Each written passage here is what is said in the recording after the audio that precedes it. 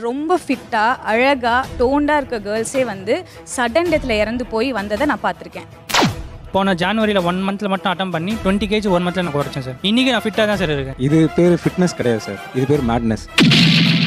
Metabolic problem இருக்கு, உடம்ப குறைக்கலனா உங்களுக்கு ஹார்ட் ப்ராப்ளம், ஹார்ட் அட்டாக் வந்துடும். அவங்க வந்து கட்டாயமா உடம்ப குறைக்கிறதுக்கான வழிகளை மேற்கொள்ளும். ஆனா நல்லா இருக்கிறவங்களே ஏன் நீங்க போய் இன்னும் வருத்தி அதுக்கு ஃபிட்னஸ்னு பேரை வைக்காதீங்க தயவு செஞ்சு. ஃபிட்னஸ்ன்றது அது கிடையாது. சடனாக வந்து எல்லா நியூட்ரியன்ஸையும் கம்மி பண்ணிட்டு வில் பிகம் நியூட்ரிஷனலி டெஃபிஷியன்ட். எந்த நோயினாலும் ஈஸியாக வந்துடும். அவங்க ஹைட் வெயிட்டுக்கு 65 கிலோன்றது வந்து ரொம்ப கொடுத்து வச்சவங்க. அது ஒரு இன்ஃப்ளூயன்ஸ்க்கு பின்னாடி இதுதான் ஸ்டாண்டர்ட்னு நினைச்சு நம்ம பின்னாடி போறோம். அது அவசியம் இல்லைன்னு நான் பார்க்குறேன். ஒரே மாசத்தில் 10 கிலோ குறைப்பது என்பதெல்லாம் என்றைக்கும் ஆபத்து அப்படிங்கிறாங்க. அதிகபட்சம் ஒரு 3 கிலோ வரைக்கும் குறைக்கலாம். ஒரு பக்கம் முழுக்க விதவிதமான டயட்டை கடைபிடித்துக் கொண்டிருக்கிறவர்கள், இன்னொரு பக்கம் முழுக்க முழுக்க டாக்டர்ஸ். இதுல வந்து பேத்தாலஜிஸ்ட் இருக்காங்க, பல்மனாலஜிஸ்ட் இருக்காங்க, கேஸ்ட்ரோஎன்டாலஜிஸ்ட் இருக்காங்க, நியூராலஜிஸ்ட் இருக்காங்க. லிஸ்ட் பெருசா போய்கிட்டு இருக்கு. இது கஷ்டமான டயட் தான், ஆனாலும் நான் இருக்கேன். அது என்ன டயட்? Intermittent fasting sir. 16:8. அதாவது வந்து 16 hours ஃபாஸ்டிங், 8 hours மட்டும் சாப்பிடுவேன். 10 o'clock வந்து ஃபர்ஸ்ட் மீல் எடுத்துப்பேன். 6 o'clock குள்ள லாஸ்ட் மீல் முடிச்சுட்டு அதுக்கப்புறம் 16 hours ஃபாஸ்டிங். ஆனா இது புதுசா இருக்குனே, புதுசா இருக்கு. இன்டர்மிட்டன்ட் ஃபாஸ்டிங் பண்ணுறவங்களுக்கு நிறைய கேஸ்ட்ரைட்டிஸ், ஆசிட் ரிஃப்ளக்ஸ், நெஞ்சு எரிச்சல், ஐபிஎஸ் அந்த மாதிரி சிம்டம்ஸ் வரதுக்கு நிறைய சான்சஸ் இருக்கு. ஒரு 5 years ட்ரை பண்ணிட்டு இருந்த balanced diet, gym, work out எல்லாமே ட்ரை பண்ணியுமே வெயிட் லாஸ் ஆகல. பட் இந்த இன்டர்மிட்டன்ட் ஃபாஸ்டிங் ரொம்பவே ஹெல்ப்ஃபுல்லா இருக்கு. அப்படியா? என்ன ரொம்படியா? வாரம் அமைச்சரே வாரம். உடல் எடை குறைகிறதுங்கிறாங்க. It should be a sustainable weight loss sir. அதாவது அதை ஸ்டாப் பண்ணாலும் அவங்க இமீடியட்டாக கெயின் ஆகக்கூடாது. என்ன சொல்ற? இது எவ்வளவு மாசமா இந்த டயட் ஃபாலோ பண்றீங்க? சார் ஒரு 6 to 8 months. எவ்வளவு வெயிட் லாஸ் ஆயிருக்கு? 10 kgs. இப்போ ஆவரேஜா இது ஓவர் வெயிட் ஒன்றும் இல்லை இல்லையா? அப்புறம் ஏன் 10 கிலோ வரைக்கும் குறைக்க ட்ரை பண்றீங்க? லைக் ஃபேஸ் ஃபேட் ரொம்ப அதிகமாக இருந்துச்சு. எனக்கே கொஞ்சம் கான்ஃபிடென்ஸ் இல்லை.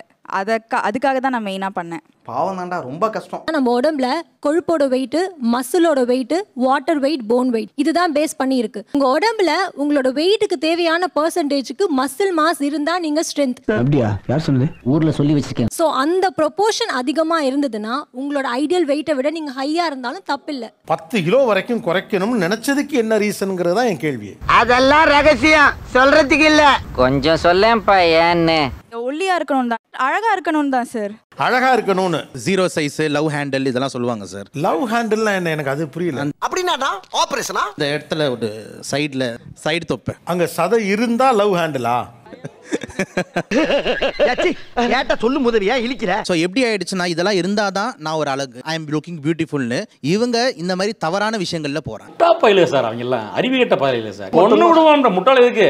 இவங்க வந்து அவங்க ரொம்ப பிளஸ்ட். ஏன்னா என்னோட ஜீனு அப்படின்னு எடுத்துக்கிட்டீங்கன்னா கொஞ்சம் வந்து வெயிட்டா இருக்கிற ஜீன் தான். ஆனா அவங்க ஜீனு அவங்க ஹைட் வெயிட்டுக்கு 65 கிலோன்றது வந்து ரொம்ப கொடுத்து வச்சவங்க அவங்க. ஆனா அவங்க அதையும் வருத்தி நான் 50க்கு தான் போவேன், அந்த ஸ்லிம் ஃபிட் எனக்கு வேணும் அப்படின்னு அவங்க வருத்துறதுன்றது வந்துட்டு இது ஒரு இன்ஃப்ளூயன்ஸ்க்கு பின்னாடி இதுதான் ஸ்டாண்டர்ட்னு நினைச்சு நம்ம பின்னாடி போறோம். அது அவசியம் இல்லைன்னு நான் பாக்குறேன். தைரியமான பேச்சு. இப்போ எல்லா டாக்டர்ஸுமே வந்து டின்னரை வந்து சீக்கிரம் ஃபினிஷ் பண்ணுங்கன்னு தான் சொல்றாங்க. நான் வந்து 6க்கு ஃபினிஷ் பண்ணிட்டேன். மார்னிங் 10க்கு வந்து ஃபர்ஸ்ட் மீல். இதுல எப்படி சார் வருத்திக்கிட்ட மாதிரி தெரியுது? இப்ப நீ என்ன பண்ண போற? இப்ப ஒரு இயற்கை சார்ந்து நம்ம உடம்பு வந்து இயங்கும். மார்னிங்ல வந்து இந்த ஹார்மோன்கள் சுரக்கணும், இந்த டைம்ல இது வரணும் அப்படின்ற மாதிரி ஒரு அமைப்பு இருக்கு. அப்படியா? இப்ப பிறந்ததுல இருந்தே நம்ம அந்த லைஃப் ஸ்டைல்ல இருக்கணும்னா கிடையாது. திடீர்னு இப்ப மாத்துறோம். உனக்கு அதுல ஏதாச்சும் பிரச்சனையா? மாத்திட்டு திருப்பி ஒரு சிச்சுவேஷன்ல இதை மாறுறாங்க அப்படின்னும் போது நிறைய இம்பேலன்சஸ் வரும். எலக்ட்ரோலைட் இம்பேலன்ஸ், ரீஃபீடிங் சிண்ட்ரோம், எக்ஸ்ட்ரா சாப்பிட்டு எக்ஸ்ட்ரா வெயிட் போடுறது. என்னடா ரொம்ப பயமுறுத்துறீங்க. அழகு, அந்த 6 packs, அந்த லவ் ஹேண்டில் அப்படின்றதுக்காக தயவு செஞ்சு இந்த மாதிரி போறதுன்றது எதுக்கு அப்படின்ற நிஜமாலே ஒரு மெட்டபாலிக் ப்ராப்ளம் இருக்கு, உடம்ப குறைக்கலனா உங்களுக்கு ஹார்ட் ப்ராப்ளம், ஹார்ட் அட்டாக் வந்துடும், கிட்னி போயிடும் அப்படின்ற மாதிரி இருந்தா அவங்க வந்து கட்டாயமா உடம்ப குறைக்கிறதுக்கான வழிகளை மேற்கொள்ளணும். ஆனா நல்லா இருக்கிறவங்களே ஏன் நீங்க போய் இன்னும் வருத்தி அதுக்கு ஃபிட்னஸ்னு பேரை வைக்காதீங்க தயவு செஞ்சு. ஃபிட்னஸ்ன்றது அது கிடையாது.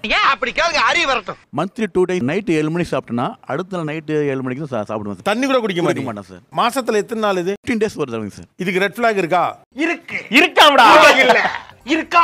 வெறும் ரெட் ஃபிளாக் தான் இருக்கு. தண்ணி கூட குடிக்காத இருக்கிறது ரொம்ப பெரிய தப்புங்க. Water is essential thing. Daily நம்ம டயட்ல கண்டிப்பா கம்பல்சரி அட்மோஸ்ட் வாட்டர் தேவை. இது தெரியாம ஓவர உரண்டு எடுத்துட்டமே. சுகர் வந்து அதிகமா இருந்தா கூட காப்பாத்திரலாம். சுகர் கம்மி ஆயிடுச்சுன்னு வச்சுக்கோங்களேன், ஒன்ஸ் அதுல பிரெயின் டேமேஜ் ஆயிடுச்சுன்னா it becomes a permanent brain damage. அதுல இருந்து திருப்பி மீளவே முடியாது. மல்டிபிள் நட்ஸை வந்து நைட்டு ஊற வச்சுட்டு காலையில் அதை வந்து ஒரு ஸ்மூதி மாதிரி போட்டு குடிச்சிருவேன். அதுதான் பிரேக்ஃபாஸ்டே. மிட் மார்னிங் ஸ்நாக் ஏதாவது ஒரே ஒரு ஃப்ரூட். லஞ்ச் வந்து கொஞ்சம் ரைஸ், நிறைய வெஜிடபிள்ஸ், ஒரு எக்ல வந்து அந்த ஒயிட் மட்டும் எடுத்துப்பேன். அப்ப மத்தியானத்துக்கு 5 குண்டு பல்பம் தொட்டுக்க ஜீரல் பல்பம். நைட்டுக்கு வந்து 1 or 2 தோசை. இது என்னன்னா எனக்கு ஓகே, பட் எனக்கு அது பத்தல, பசிக்குது. 6 வேளை சோறுனால மேற்கொண்டு நொறுக்கு திணி வேற திங்கிற குடும்பம்னா நாங்க.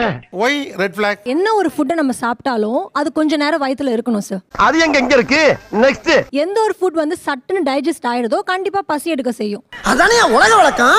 என்ன ஒரு லிக்விட் ஜூஸ் நீங்க எடுத்தாலுமே சுலபமா டைஜஸ்ட் ஆயிடுது. இதே நீங்க வந்து ஒரு ரைஸோ இல்ல ஒரு நான்வெஜோ புரோட்டீனுக்கு ஏதாச்சும் ஒரு சோர்ஸ் எடுக்கிறீங்கன்னா என்ன ஆகும்னா ரொம்ப நேரம் வயித்துல இருக்கும். ஆமாங்க.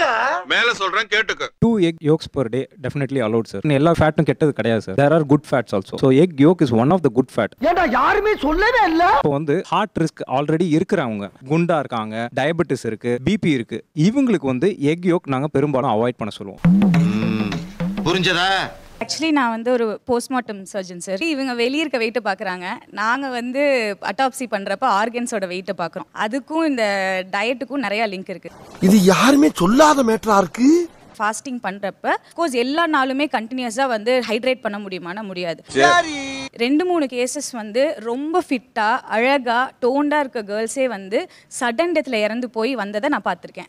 சாம்பார் அப்ப எனக்கு ஒரு 1 month 2 monthக்கு வந்து ரொம்ப அச்சீவ் பண்ண மாதிரி வா நான் சூப்பர் வெயிட் குறைஞ்சிட்டேன் அழகாக இருக்கேன் அப்படின்னு சொல்லலாம். பட் உள்ளுக்குள்ளே சைலண்ட்டாக அந்த எலக்ட்ரோலைட் இம்பேலன்ஸ் நடந்துகிட்டே இருக்கும், ஹார்ட் வீக் ஆகிட்டே இருக்கும். என்னப்பா குழந்தை பிபி அதிகமா இருக்கு, பாடி வீக்கா இருக்கு. அப்ப அதுக்கு ஒரு ரெகுலரைசேஷன் ஏதாவது இருக்கா? கண்டிப்பா இருக்கு சார். நீங்க கரெக்டா அந்த கம்ப்ளீட் பேலன்ஸ் நியூட்ரிஷன் கிடைக்கிற மாதிரி ஒரு டயட் சார்ட் மெயின்டைன் பண்ணி நீங்க ஹைட்ரேஷன் ஒழுங்கா பண்ணீங்க அப்படின்னா of course இத மாதிரிலாம் தடுக்க முடியும். தெரியுதுல்ல மண்ட பத்திரம். 16 மணி நேரம் ஃபாஸ்டிங்கை தாண்டி இன்னமும் கூடுதல் நேரம் இருக்கிறது. மார்னிங் ஒரு 2 இட்லி அந்த மாதிரி சார். அடுத்த 1 hourல நான் லஞ்ச் மீல்ஸ் கம்மியாக சாப்பிடுவேன் சார். அதோட அப்புறம் அன்னைக்கு 1 day ஃபுல்லாக சாப்பிட மாட்டேன் சார். ஐயோ நீங்க ரொம்ப டேஞ்சர் போல்தே. எனக்கு கொஞ்சம் ஹங்கிரியாக இருந்தால் வாட்டர் இல்லைனா ஜூஸ் லிக்விடா லைட்டா சாப்பிட்டுப்பீங்க. முடிஞ்ச வரைக்கும் தண்ணி தான். ஆமாங்க சார். இப்போ எவ்வளவு வெயிட் குறைஞ்சிருக்கீங்க? போன ஜனவரியில் 1 monthல மட்டும் அட்டம் பண்ணி 20 kg 1 monthல நான் குறைச்சேன் சார். என்னடா சொல்ற? என்னால நம்ப முடியலையே. இன்னைக்கு நான் ஃபிட்டாக தான் சார் இருக்கேன். இது பேர் ஃபிட்னஸ் கிடையாது சார், இது பேர் மேட்னஸ். சடனா வந்து எல்லா நியூட்ரியன்ஸையும் கம்மி பண்ணிட்டு will become nutritionally deficient. எந்த நோயினாலும் ஈஸியா வந்துரும்.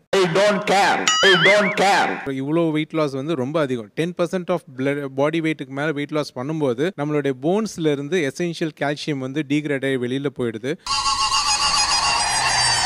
ரொம்ப எக்ஸ்ட்ரீம் டயட்ல இருக்கிறவங்க வந்து கம்ப்ளைண்ட் பண்றதே போன் பெயின், மசில் பெயின். அதே மாதிரி என்னோட முன்னாடி மாதிரி ஆக்டிவா இருக்க முடியல தவிர்த்து தம்பி இருக்கிற ஏஜ்ல வந்து எனக்கு நான் வெயிட்டா இருக்கேன் அதனால எனக்கு போன் பெயின் வந்திருக்கு அப்படின்ட்டு எந்த ஆர்த்தோபெடிக் சர்ஜனும் பார்த்துருக்க மாட்டாங்க.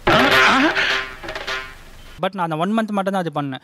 ஒன்ஸ் நான் வெயிட் ரெடியூஸ் பண்ண அப்புறம் என்னோட ஃபுட் டயட்டை நான் நார்மல் பண்ணிக்கிட்டேன். ஒரு மாசத்துல you are not supposed to lose 10% of your body weight. 3 kilo per month is the ideal. தெரிஞ்சிக்க புரிஞ்சிக்க கரெக்டா இருந்தா புரட்டா வரட்டா.